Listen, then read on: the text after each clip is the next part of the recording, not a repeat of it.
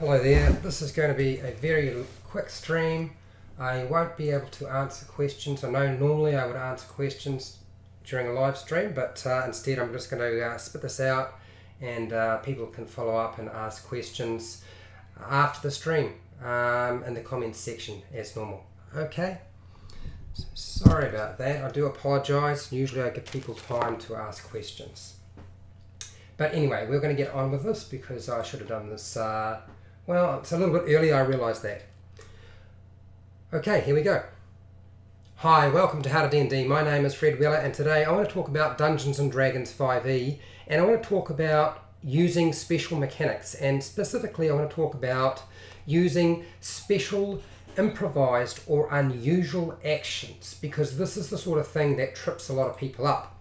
So when determining how to figure out how to work your special or unusual action, ask yourself this question: is there an action that is better for determining this? So is this going to be better determined by using something like an attack roll?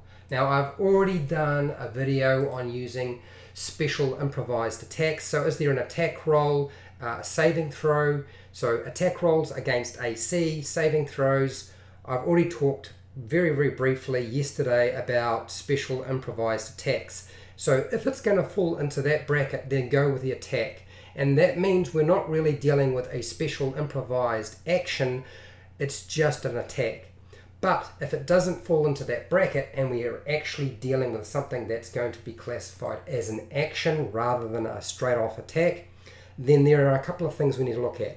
Does the special improvised action try to duplicate a feat in the game already, or a feature in a race, or a feature or ability that a class has? So if it does, I wouldn't allow its use by the player, because what they're trying to do is get you to create a mechanic or a mechanism that duplicates something they should have built into their character to begin with, whether they take the feat, take the character ability or class, or pick up that race. So if it's a pre-existing mechanic, I wouldn't try to duplicate it.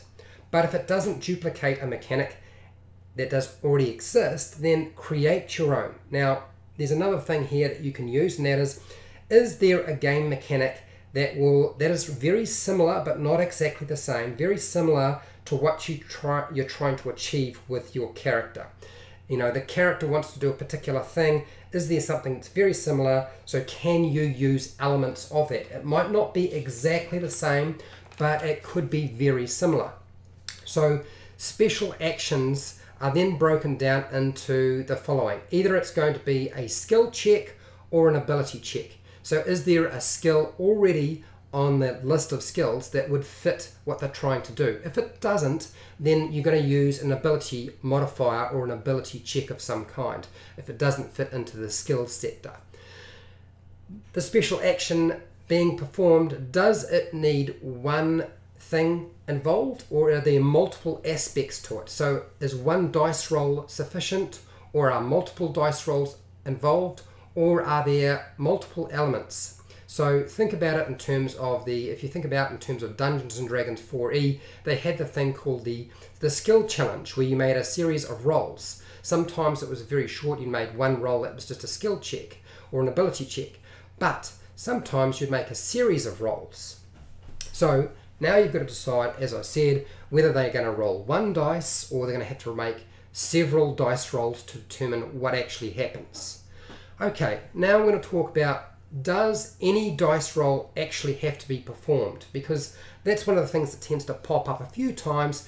Really, is this going to be automatic success? Is the action they're trying to perform so easy, even though it falls out of the realms of the standard core rules, is it so easy that you shouldn't even require any kind of dice roll and it's automatic success? Or is it more likely to be automatic failure because what they're trying to achieve or trying to do is literally impossible? It's impractical, and assigning any kind of dice roll to it would just make no sense. And then passive checks. Passive checks are when you add 10 plus your ability or your skill modifier. Now this is to represent trying to avoid them metagaming, okay? So they don't know what the dice roll is, to hide the dice roll, and the DM uses that passive check. or just using the old concept of the take 20. So you just add 20 to whatever their ability or skill modifier is, because they've got so much time and they can repeat the action over and over again, where you don't need to actually make an attack. You're just going to take the old concept of take 20. Add 20 to whatever the modifier is, and it's determined. Done. Or do you start making an active roll? Do they have to make a dice roll? So this is when you have to start setting a DC. So an easy DC would be, very easy would be 5, easy is 10, 15 is medium, 20 is hard, 25 is very hard, and 30 is near impossible, but not impossible.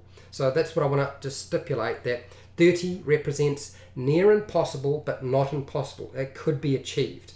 Whereas, as I said, automatic failure would be in sort of indicating that the action is just not possible at all. So those are the things. Now, I'm not going to go through how you figure out whether the action should have a DC of 5, 10, 15, 20, 25, 30, because what I'm going to do is I'm going to do follow-up videos to this video and give you very specific examples that you can incorporate into your game. My intention was to do this video a long time ago, and I'm going to actually give you very, very specific examples. Now, the other thing, the last thing I want you to think about in terms of how to create your special action, which is probably going to be either a contest where you compare somebody else's skill or ability check against somebody else's skill or ability check, as it's a contest of will or a contest of skill of some kind, or are you going to just use the DC as I said? The other thing, the last thing I want you to think about when you're using special actions is, should I let it happen or should I not? And that's based on, would it be really cool or fun? Would it be really cool to have them tell that story about when you let them do something? And if that works out really well for you, then give it a go, because that's the story that will be told the most, when they got a chance to do something that was really cool, even if they didn't succeed. Okay, so I want to wrap it up there and just say, look, if you found this video helpful or informative, please share and like the video. If you're not already subscribed, then hit that subscribe button and the bell button as well. That'll notify you when I go live and when I publish a new video. If you want to support my channel, then all you need to do is to watch more of my videos. I got like 400 and I do one pretty much every single day. I don't do Patreon, but down in the description you should find affiliate links. You buy something online, I get a small commission, you pay exactly the same price, and the Amazon ones, you don't even have to buy the thing I've linked to. You can just go through the link and buy something else. If you have any questions, I would really appreciate if everybody put all of their comments down in the comments section rather than in the live chat box for today, just so I can get this done and finished. And hey, hopefully this was useful to you. We will be doing more. There are going to be some examples, and trust me, it'll be worth hanging around for. Until next time, keep rolling those 20s.